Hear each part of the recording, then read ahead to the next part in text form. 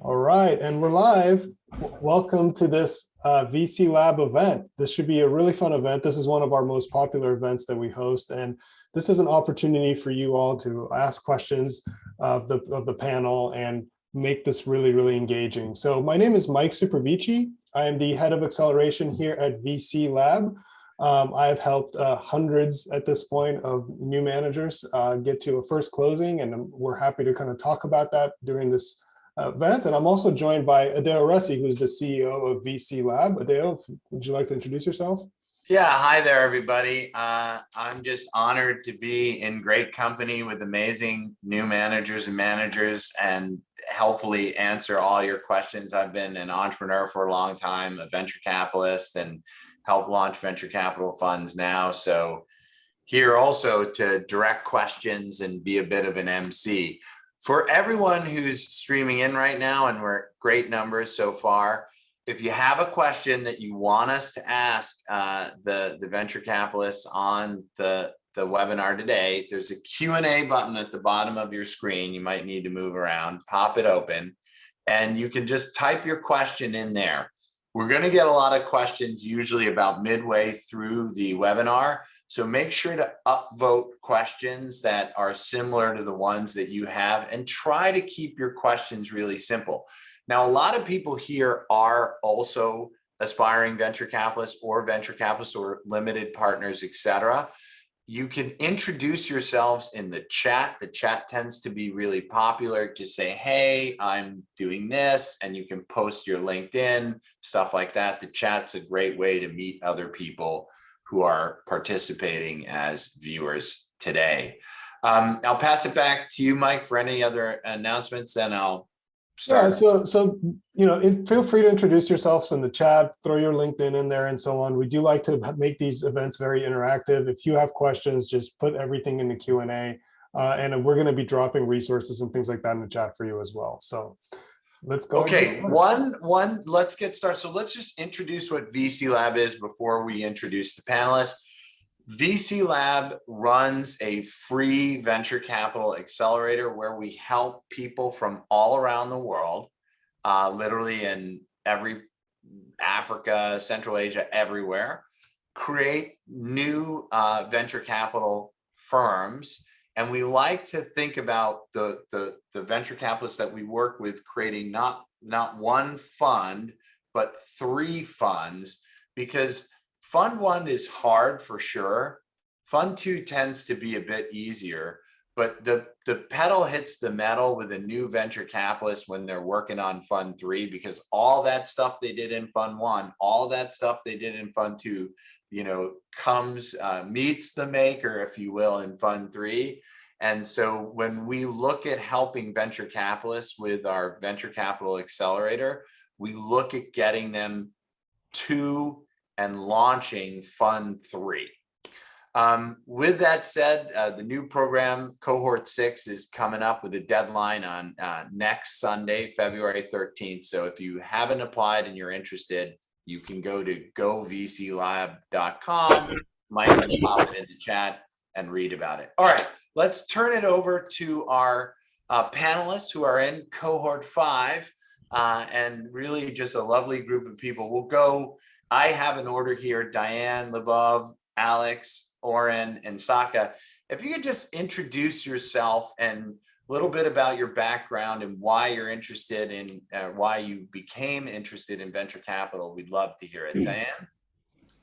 Hi, everybody. Welcome. We're really excited to kick off today. My name is Diane Yu. I'm located in New York. So hello to everyone in New York.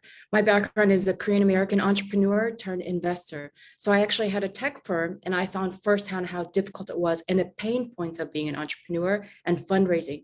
So it was really difficult. I had a fashion tech firm. Can you imagine in Houston, Texas, pitching fashion? That would go over their head. And tech, I was actually in a room where people said, what is blockchain? I knew right then that I was in the wrong room. So I got my MBA from Rice University, went into finance, and was told you really can't get a job in venture in Houston at that time. There were no venture capital firms that had many openings. So I started from the bottom, was really gritty, and I got into a boutique VC firm. Was not paid, was in my mid-30s. What am I doing? And worked my way around and had the first opportunity to be the founding general manager of the Rise Angel Network. And from there, continue to build out investment clubs, networks, and firms. Awesome. Let's just move on. You don't have to wait for me to introduce you, Lvov. Thank you very much. And yeah, first of all, happy to be here. And thank you, Adele and Mike, for what you're doing at VC Labs. It helps a lot, really appreciate this. So I'm Lubov, I'm Ukrainian, live in London. So I, together with my co-founder at Blue Lake, the VC firm we are building, so we have been working together over the past 6 years, running a consultancy company first between UK and Eastern Europe. So we both are Ukrainian, so we kind of, know how to speak both languages and how to work with two different worlds, UK and Eastern Europe, you can imagine. So completely different universes, I would say that. And we always have been passionate about the tech space. So around 5 years ago, we started organizing startup roadshows in London. And this is how we discovered great marketing efficiency with early stage startups, especially with immigrant startups who come to countries like UK from maybe sometimes disadvantaged backgrounds, and they would like to build the next big thing, but they can't due to lack of network or lack of knowledge or something else, or lack of money typically. So this is what we are doing at Blue Lake, the VC firm we launched 2 years ago with my co-founder, David, to invest in pre-seed early stage startups with specific focus on immigrant founders. So we started investing last year, our own funds, syndicate deals, and yeah, the big goal is the fund. So this is why I'm here today. Alex? Hi, I'm Alex. I'm based in Mexico City. I originally was a lawyer. Then I saw like some years ago that every company was going to be a tech company or was going to die. So I started to get more into the tech business. I learned how to program. And then I started investing a little bit from my own money. I started learning. The ecosystem was very small in Latin America. And then, I invested a little bit more. I did a startup, but then I saw that there was a real need for more money for entrepreneurs. And like the ecosystem has changed a lot in Latin America. Now we have like all the talent is starting to go into Latin America. And I saw like, for example, Uber and all those big companies, like they really solve problems that are like huge in Latin America. But why do we wait for other people to come to solve our problems? Like we have excellent talent here and we can solve the problem. So I decided to start a VC so I can help founders to really solve these big problems and build the next big tech companies of the future. Awesome. Oren? Good morning, everybody. Thank you. Thank you for having me here, Adele and Mike. I really appreciate it. This is such a great panel. So my story starts in medical school. I'm a doctor, a critical care anesthesiologist. I've been in practice for about 30 years, so a pretty long time. I started in New York, and now I'm based in San Francisco. And what I've experienced was the power of innovation on patients' lives, and I've seen it. I've actually got to apply it, and it's just something that is so remarkable. And after having gone to business school, recognizing how important in healthcare venture capital is to driving those innovations to market is really sort of the opportunity that I've decided that I want to really spearhead at that early stage. And so we've created, all of these terrific networks with some of the top institutions to find the best products to help them get to market and transform people's lives. Last but not least, Saka. Hello, hi everyone. I'm Saka. My journey is quite interesting. So originally I'm an engineer from UC Berkeley, California, but I spent the last 5 to 6 years in the United Kingdom working in fintech, most recently in startups and QuickBooks, the fintech giant around the world. And during my time there, I was working in fintech, and I was really mentoring people in the Google for Startups ecosystems and different places. And once I caught this bug of working with startups and seeing people that are daring to create the future as opposed to waiting for someone else to create that future, the light bulb went off, and I really got the bug to invest. And so, I started doing angel investments in the fintech space, and did really, really well, and decided that, you know what, I'm getting a bit older. I'm almost 30 years old, decided to, do this full time and institutionalize it. And so that's how I fell into VC. I'm getting a bit older. I'm going to be 50 years old. So, I mean, I wish I was getting a bit older, going to be 30. No, it's great. We have such a great group of people from all walks of life. And again, if you have questions for the panelists, pop them in the Q&A just as a reminder, and we'll get them on screen.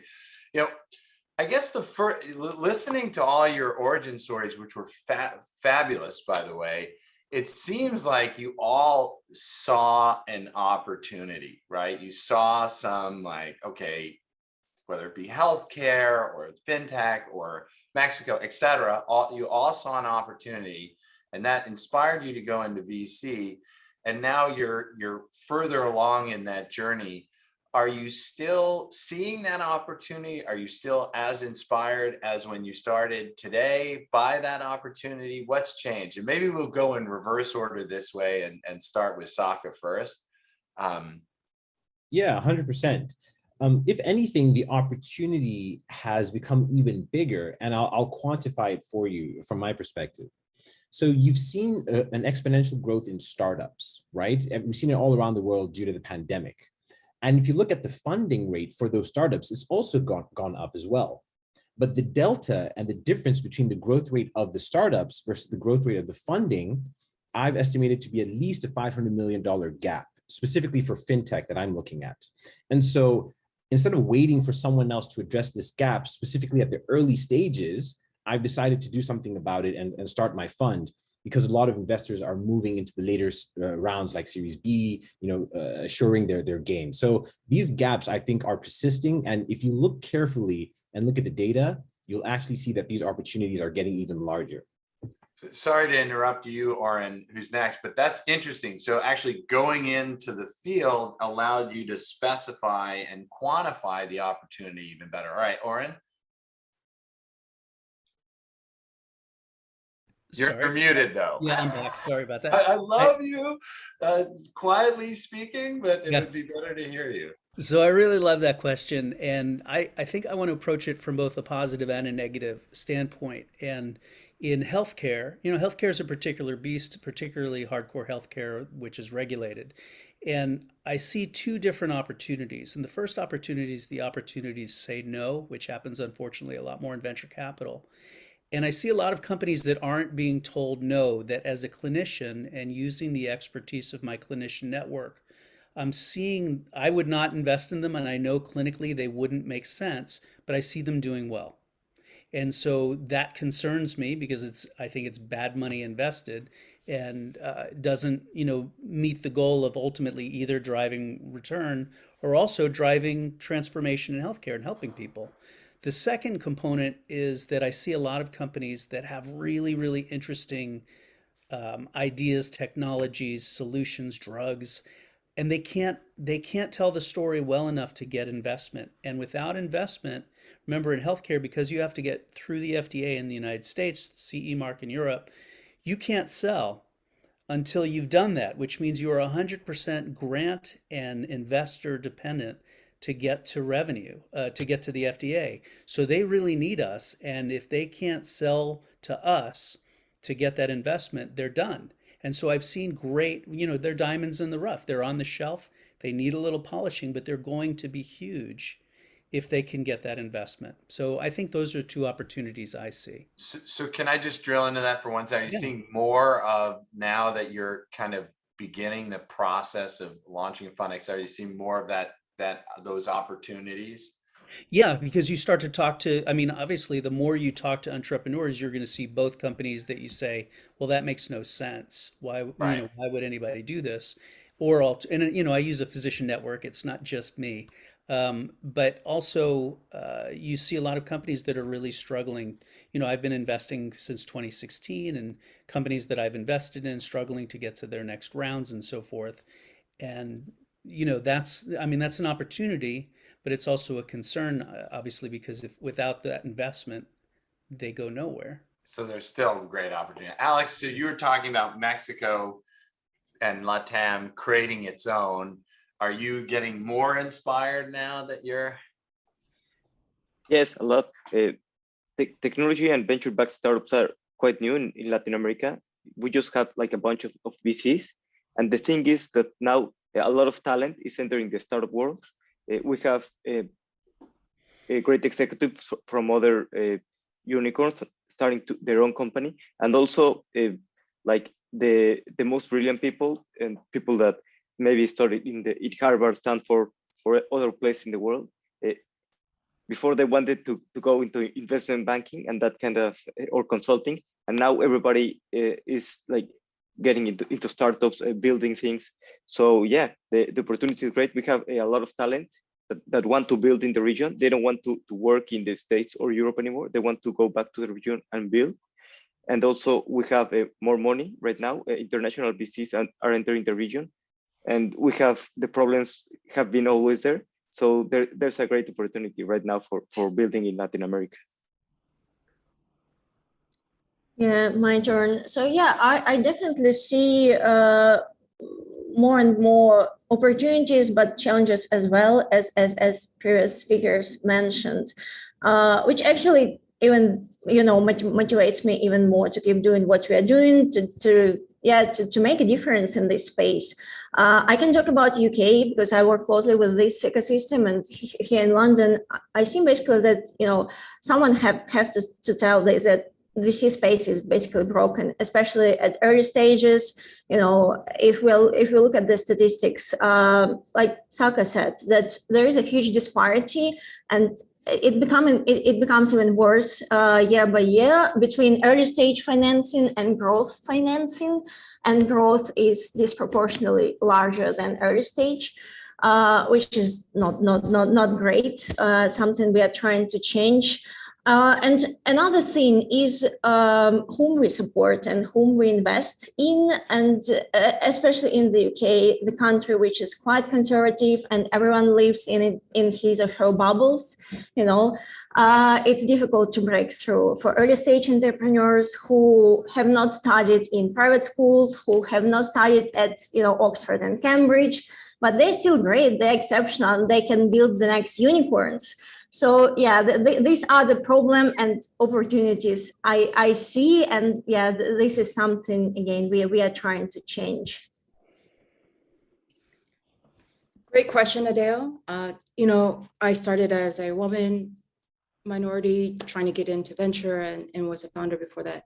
And I think there's huge opportunity, especially in the past 2 years, for investing in diverse founders. And I think that's still really hot. We are seeing, even the past years post George Floyd, billions of dollars being deployed through CVCs and corporates into diverse entrepreneurs, and maybe even other funds and first-time funds as well. So I don't think that's going anywhere. But really, secondly, the greater opportunity I feel like is the emerging markets that are coming out of Asia. And so bringing maybe the tiger economy of Korea and their VC experience and blending that into emerging markets is really a great opportunity still. I was muted there. Okay, so we have questions coming in the Q&A. Thank you, everybody.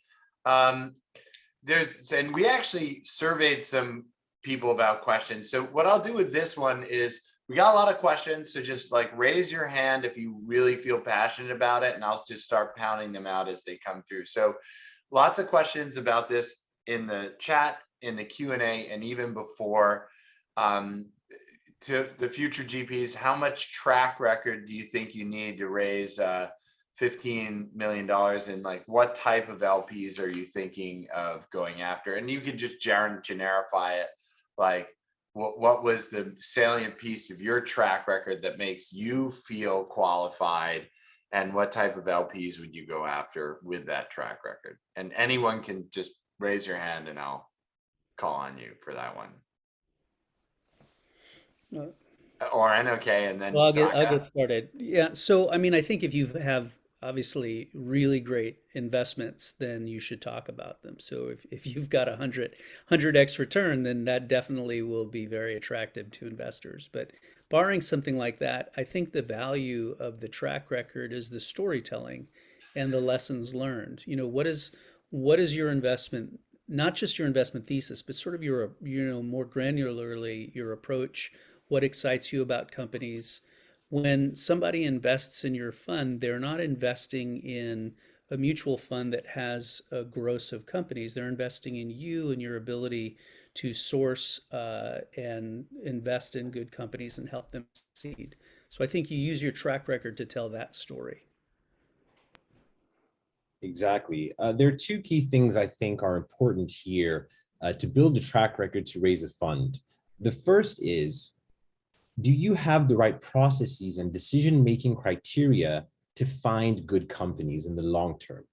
Because someone can get lucky once or twice, but can you do this sustainably and show that you've done this over 4, 5, 6, 7 years or whatever time frame that you're looking at? The second key thing is, what is your unique competitive advantage? Everyone can say, I have a great network. Look at my LinkedIn. I've got 5,000 people or whatever it is. But every single person will say the same thing. But what's your unique competitive advantage that gives you access to specific deals? And can you show that this has worked in the past to give people confidence that you can do this in the future going forward as well? I think it's all about credibility. And I think in VC Labs, we learn that pretty early on. And what types of strategies are we going to go build around when we're building out our firm and executing that. So credibility is huge. There's a ton of questions about, finding LPs, finding investors in all different kind of, there's one for Alex, finding it out in Mexico and Latam. But generally speaking, people are like, how do you find LPs? What do they look like? And I know everyone's in the process of doing that. So, I can tell you very quickly what our general recommendation is. And if anyone wants to raise their hand and talk about what their thinking is here, but our general recommendation at VC Lab is everyone that starts a firm, that even if you've been a venture capitalist before, is what's called a new manager. And today, being a new manager is a bit of a scarlet letter in the fundraising world, because sometimes there's drama with new funds, partners fight, etc., all these things. So big LPs like endowments, pension funds, sovereign wealth funds, sometimes corporations, are prohibited from investing in new managers. So, and then you have closings of first closing, second closing, third closing. So our general experience is you go after like large angels or small family offices for your first close. But if anyone wants to comment on this, I mean, there was a question for you, Alex, so maybe do you want to share any of your thoughts on that? But anyone else want to comment as well? Yeah, sure. You have to find the right partners as well, long-term partners. In Latin America, there are not many people that invest in VC, but there are a lot of people that have money or companies and want to start learning about startups and about VC. And you have to convince them that you are the right guy to handle their VC investments. If they want to make maybe a corporate VC, it's fair for them to invest in a VC so you can help them. So you need to find how can you be a part of their strategy, and also working with people that you already know, other investors or people that you have already referred good companies to them, or worked with or founders with previous exits. I mean, it's always about just finding the people that already know you and that they know how you work. Anyone else? Yeah, live up. Yeah, I would like to add a couple of words here. That I think the situation is pretty much similar to startups fundraising, where especially at early stage, and in our case as a first-time fund managers, it's important not to spend too much time with wrong LPs. And unfortunately, we fall into the trap at the very beginning where you come across some institutional investor who invest in first-time fund managers, et cetera, et cetera. So it looks like you can tick that boxes, but when you start talking to them, it's like lots of questions, but at the end of the, and you spend months, literally months after months answering that questions. And then after this, I'm sorry, you're too small for us. Hey, so yeah, just maybe, and again, we are not there yet, so I'm hesitant to kind of recommend something, but yeah, I would say maybe try to find the LPs who would be the right fit, and you assure that they invest at your stage and they invest in first-time fund managers, and you know their ticket size in advance. So yeah, you will not hear that answer, hey, you're too small after 6 months or something like that. It's possible. So yeah, just not spend too much time with wrong guys. Yeah, what I would add to that is that a lot of first-time fund managers or new managers raising capital, it looks like raising an angel round as a startup, right? You got to kiss a lot of frogs and we have a lot of meetings. It's kind of brutal. There's a great question here from Federico, is in the chat, so I'm like, put it over into the Q&A. So if you have questions, put in the Q&A and raise your hands if you're interested in talking about this. Like, what's the toughest thing, Federico's asking, that you've had to overcome to launch your fund?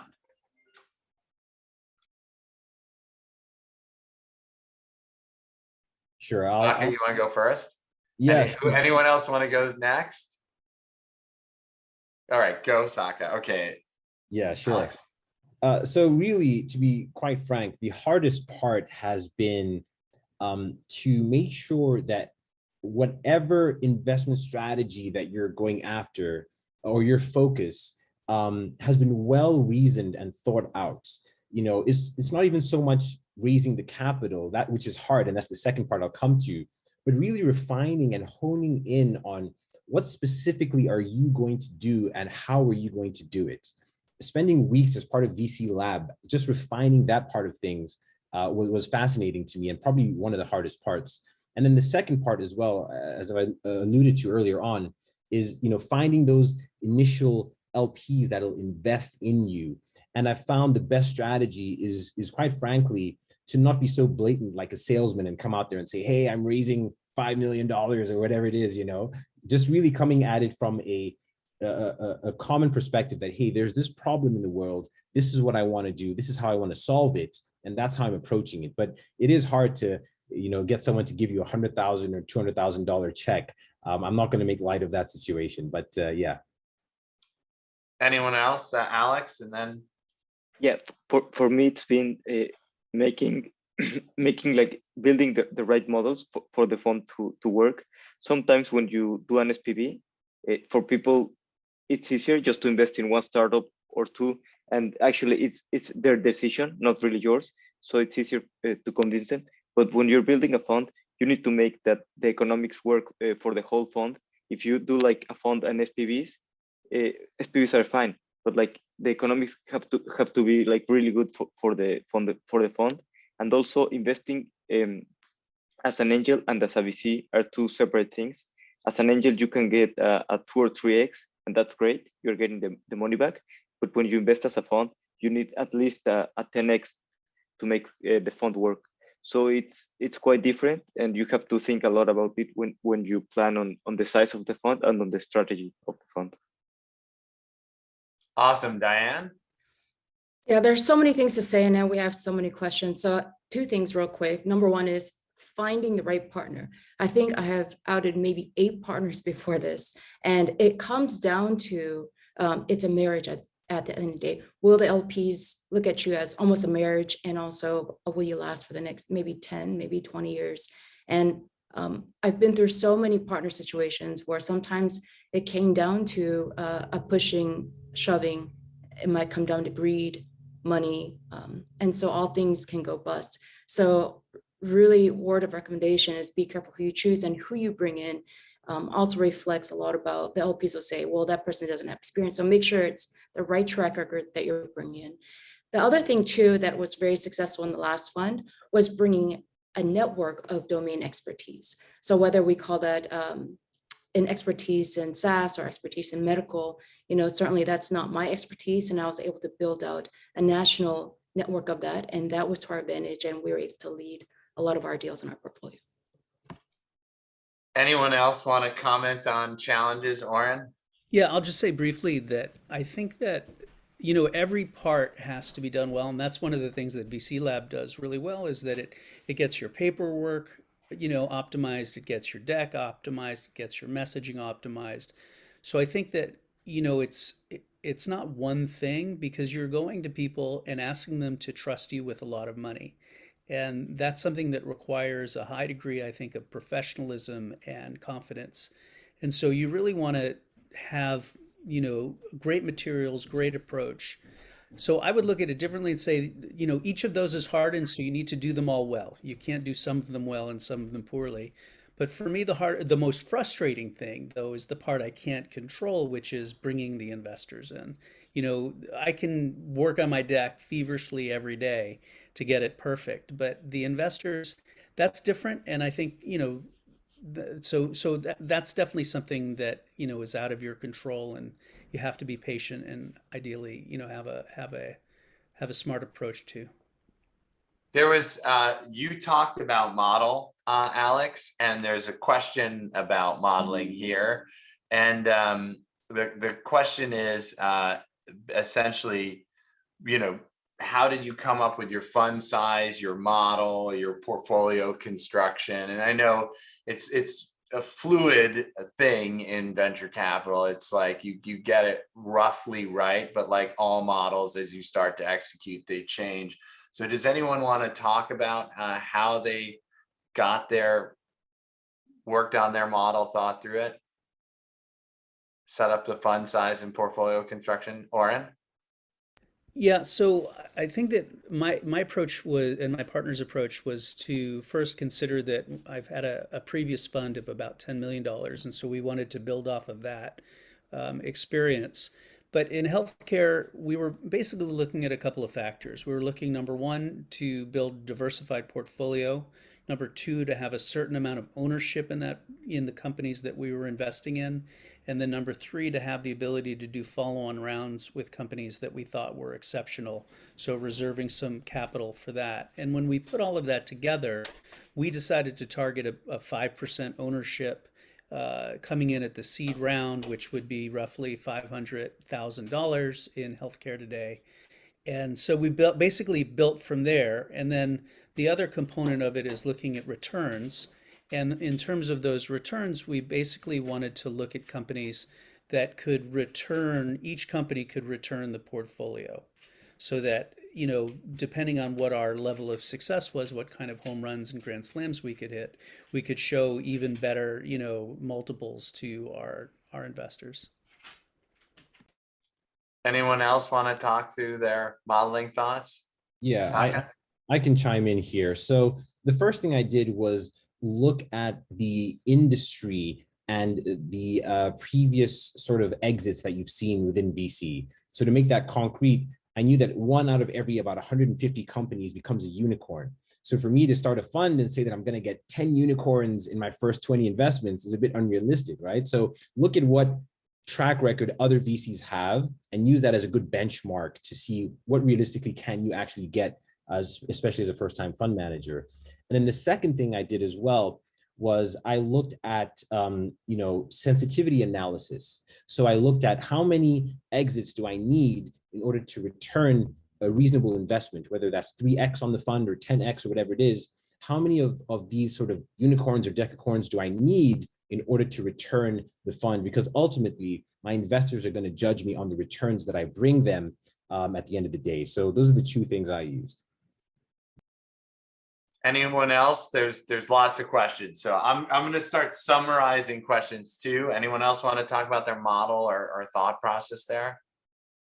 Okay, let's move on to the next. So, yeah, yes, okay, sorry. Yeah, just a couple of thoughts. I wanted to share our experience. So at the very beginning, so when the idea when we came up with the idea of fund, so neither Michael, my partner, or myself, we didn't have enough experience, to be honest, about this. So we asked for support from a person from our network, who is, by the way, VC Labs alumni from, I think, cohort 3, I'm almost sure, and who recommended us to join. So when we met, he was a couple of steps further than we were. So he already launched a fund. He deployed, I think, half or even more of the fund. So he's been there, and he helped us a lot with the whole modeling process, just sharing their experience, and it was extremely helpful. And I think we saved many months just working with him. Yeah, and we actually have modeling experts at VC Lab that are coming in right now because we're in that modeling phase of cohort 5 that will come on weekly webinars like this, but private, and also available in a Slack group that we have for the community to answer questions about your model, even go in and edit your model.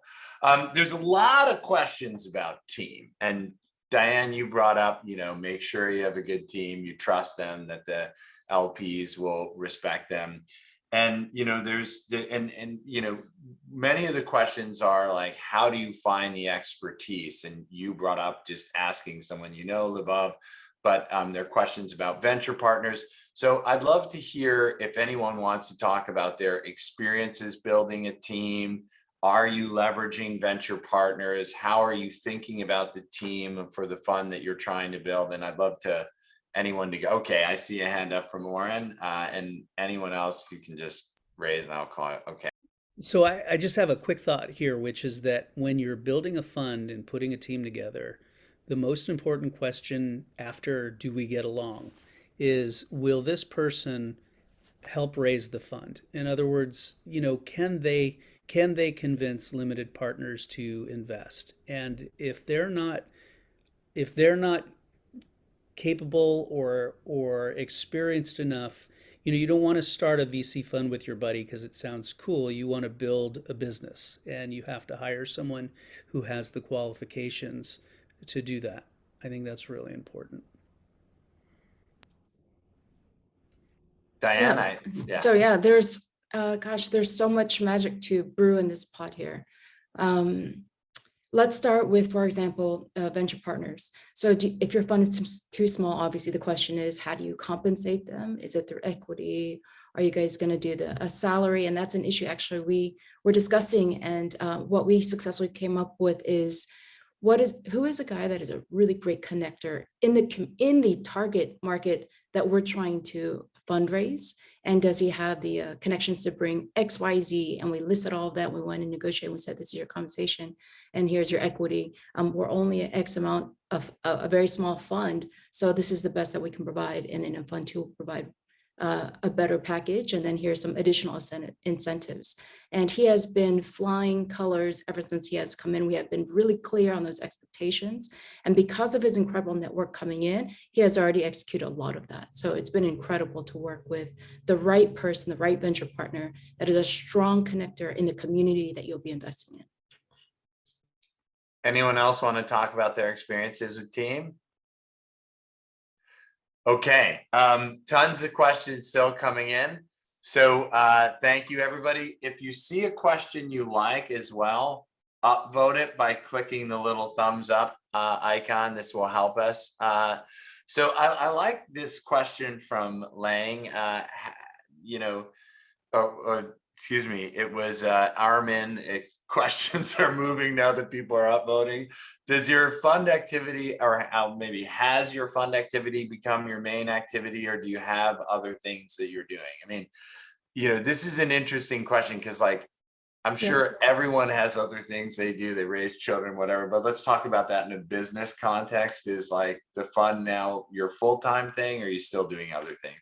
Maybe this is one thing we can go around with. So we'll start Saka, Oren, Alex, Lubov, and Diane. Saka, you want to? Yeah, sure. So I realized that this is what I want to do for the next couple of decades. So I've jumped full time into raising a fund because number one, it's really hard. Don't get me wrong, so it takes a lot of dedication and effort. But there's a perfect sentence that summarizes it, which is, there are 2 days that are the most important in your life: the day that you're born and the day you realize why. And so the day I realized why was when I started a VC fund. And so I'll be doing this hopefully until the day I leave this earth. So I'm full time. I thought you were going to say the day you close your first fund. But um, yeah, I'm full time. I think it's, I initially started doing this when I was in practice, and I quickly realized that if I want to be effective, I have to really devote myself to it. So now I am full time and fully available to do this. And I think that's the right way to do it. Yeah, I'm also full time. I think it's the only way to do it, because you have others people's money. So if you want to invest other people's money, and I mean, if it's your money, it's fine. You can do it half time.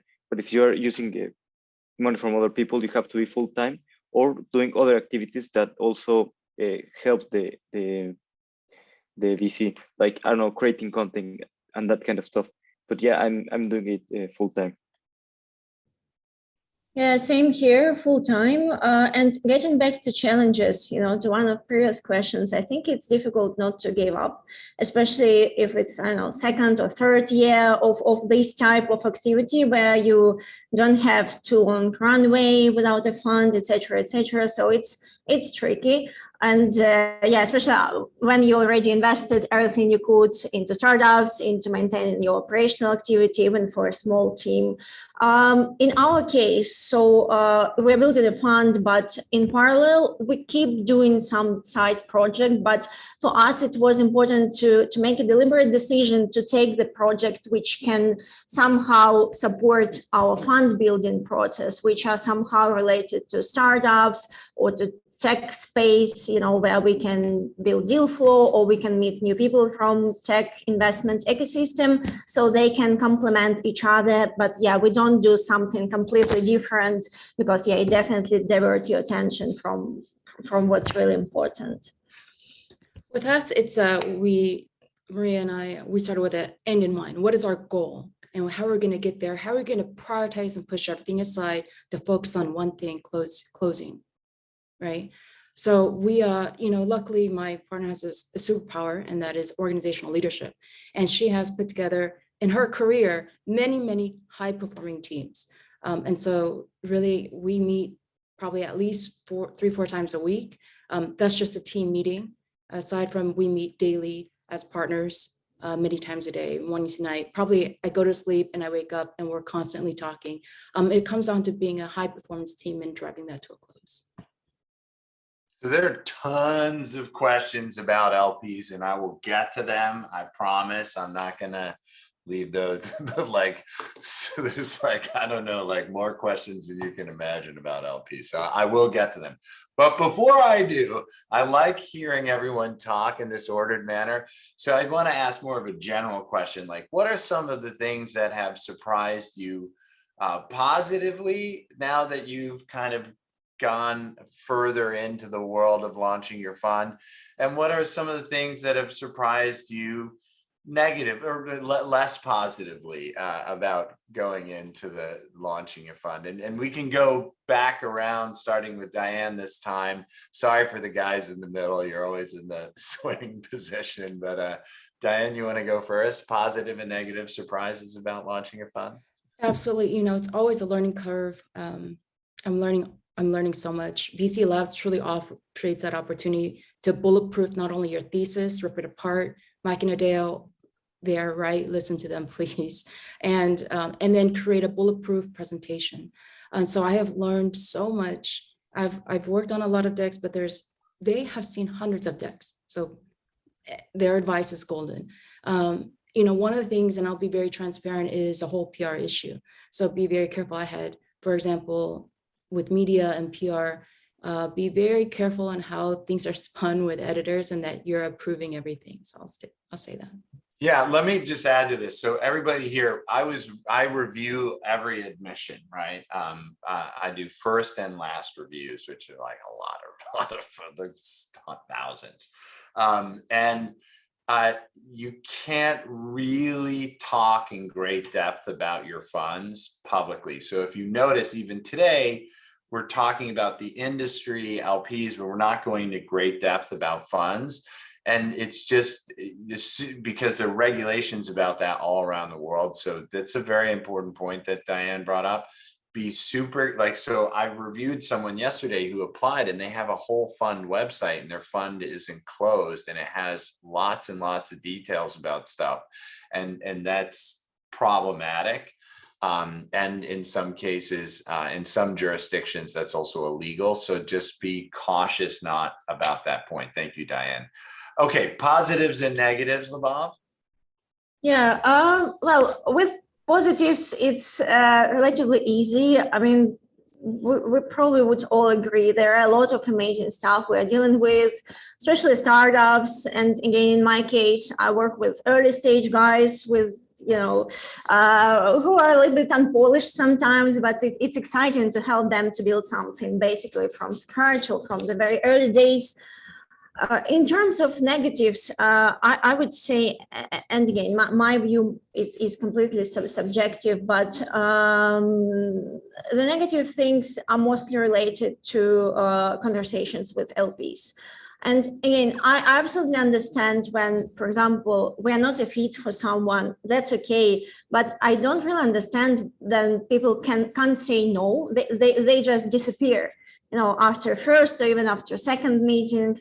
Hey, take your time. I don't know to reply. Yeah, I think it's for me it's normal, but it's probably not normal for everyone, unfortunately. And again, someone have to say this. It's not okay. The ghosting of LPs. I know they Yeah, just exactly. ghost you. They're like, they don't say no. They don't say yes. Yeah, just nothing. So yeah, that's probably the most disappointing thing. Yeah. I see everybody smiling with the ghosting of LPs. Alex, positives and negatives? Yeah, the positive things is working with entrepreneurs, especially in the long term, because I love just talking with them and helping them. And sometimes they're working in something that I don't find interesting, but like maybe in a couple of months or in the next startup, they're gonna be doing something interesting. So it's always good to start building relationships and helping people and helping like the whole ecosystem grow. That's been like really satisfying and good. And yeah, the things I don't like, it's yeah, as you say, like the LP love that they just say that this is amazing, I liked a lot, and then they stop responding. But yeah, I guess you have to build something so incredible that they just regret, and they can tell like their friends like, oh, I had the opportunity to invest in. So Alex just used, sorry, I didn't mean to interrupt, but used the term called LP love. It's actually a real term. We're going to go into LPs next. And it's when an LP is like, I love you, I love you, I love you. And you're like, whoa, they really love me. And there's lots of love and no money. Sorry if I get Oren. So that's the name of my band I'm starting, LP Love. So the most fun part is talking to entrepreneurs about the problems they're solving and how they're solving it. I mean, it's just fascinating. It challenges your imagination, and I think that's probably true for most people. Is that's what this is really all about.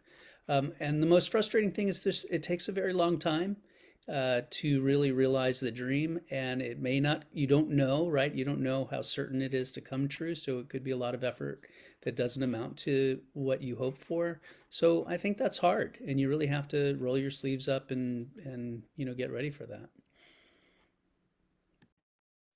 Perfect. I think the two most positive things when I've been raising a fund are the first that, people are willing to help you if you simply mention in passing what you're doing, just while you're catching up with friends or family, just say, hey, this is what I'm doing. People are intrigued and are really curious about, someone starting a venture capital firm. To them, it's so outlandish from their everyday lives. So that's been pretty interesting. And then also in terms of the community, I thought it would be very competitive. I expected other VCs to fight with me, but surprisingly, they're all willing to help because they know how hard it is. So we're sharing deal flow or templates or all that kind of stuff. And I'm like, wow, this is incredible. So that's probably the most positive part of things. And then when it comes to the negative, unfortunately, there aren't too many first-time fund managers that look like me.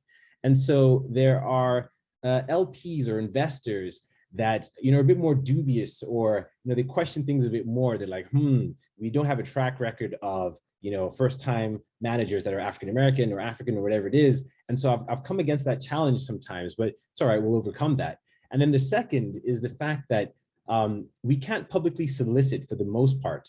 I thought when I got into this that as long as I had my paperwork and everything in order, I could shout from the hilltops on Twitter and LinkedIn and everywhere that, hey, I'm raising a fund and come invest with me.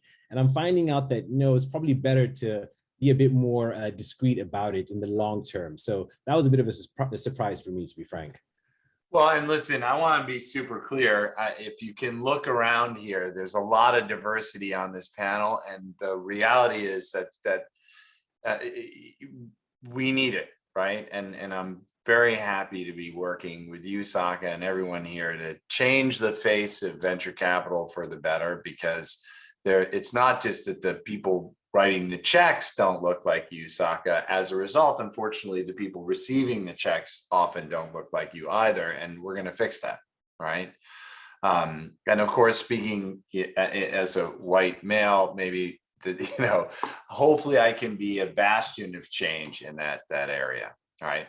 Okay. LPs. Lots of people asking about LPs on the lighter subjects, which actually are not lighter at all. LPs. So, I mean, if there's every question you can imagine is being asked, like, how do I get them? Like, how long does it take? Blah, blah. So I want to use the rest of this webinar to talk about that, because it's a big subject. And maybe we do another round robin. We'll start with you, Saka, because you did bring up, sometimes there's an issue. So I'm going to leave it open-ended to talk about any of your sort of thoughts and or lessons on LPs, because you can almost say anything and probably answer one of the 20 or so questions in the Q&A about LPs. So I'm going to go open-ended, share thoughts and or lessons you have about, finding, working with, and even engaging or closing LPs. So Saka? Sure. So there are two key parts that I'd highly stress for everyone when it comes to finding LPs. The first is the user experience. Think about the user experience from the LP perspective. Are you sending them documents that they can easily sign using DocuSign, or are you requiring them to print out PDFs to do all that kind of stuff? Think about their experience of engaging with you, right? Make sure that that is simple and crystal clear. The second is you need to automate as much as you can. The more manual things are, the harder it'll be for you to go from finding a prospect LP to having them close, because there's everything from a discovery call to sending them documents to all those kinds of things. So if you automate as much of that as possible, it'll make you more efficient and it'll help you get to your first close. Oh, that was just great. By the way, just to give everyone a sense, for new managers, you're looking at pitching sometimes as many as 600 in places like Africa, 400 in places like Europe, and 200 to 400 in places like America, LPs, to get your first close or your first fund done. So that's why you need what Saka was saying. Okay, Oren? So I have two pieces of advice, and just as a qualifier, I'm doing these, and you have to come back to me once I close my fund to see how successful they are. But the first piece of advice is warm introductions. If you can get to people through an introduction, whether you're mining LinkedIn and finding ways to get introduced to people you don't know, or just being introduced to people you do know, or if you're calling your founders and asking them to introduce you to people you've worked with, I think that's critical.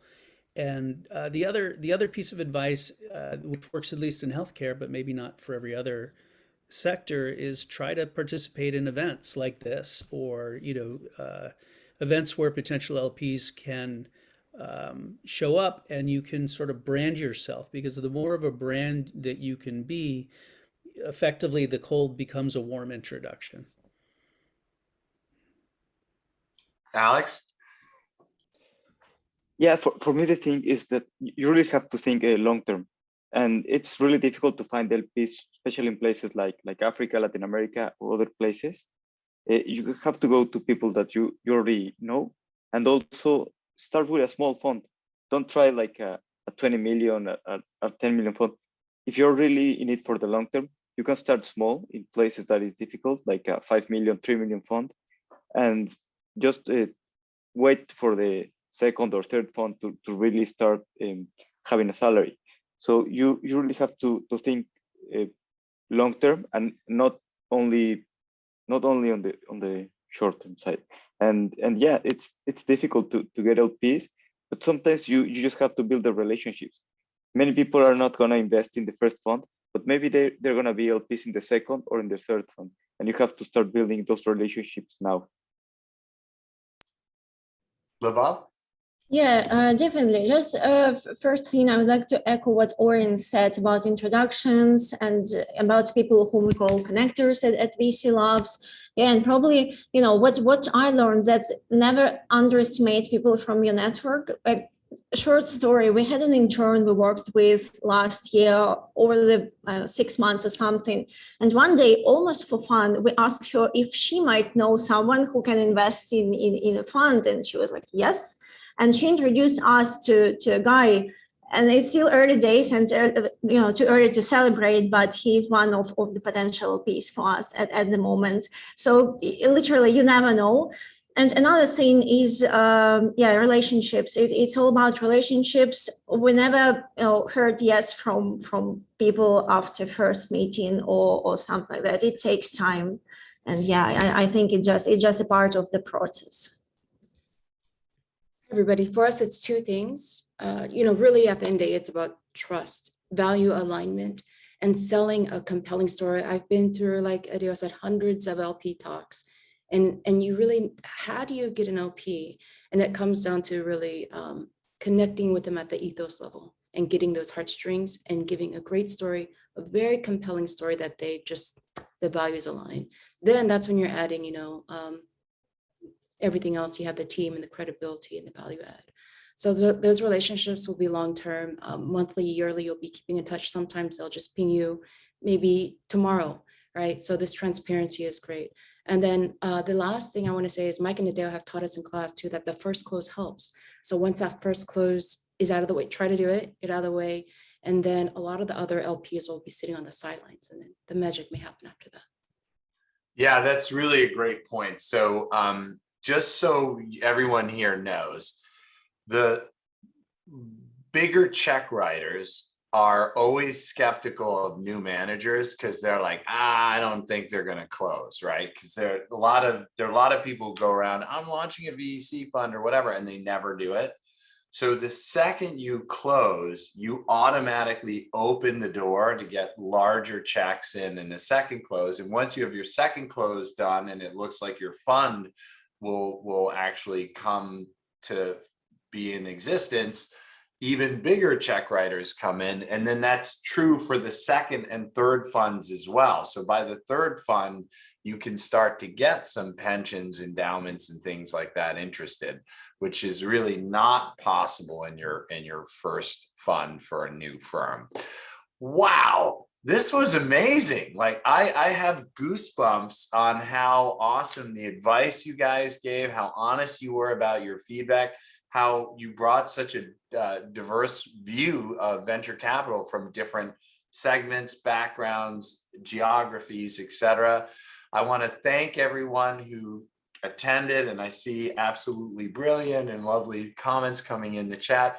I want to thank the panelists. You guys were fantastic, and hopefully we can do this again sometime soon. Thank you, everyone.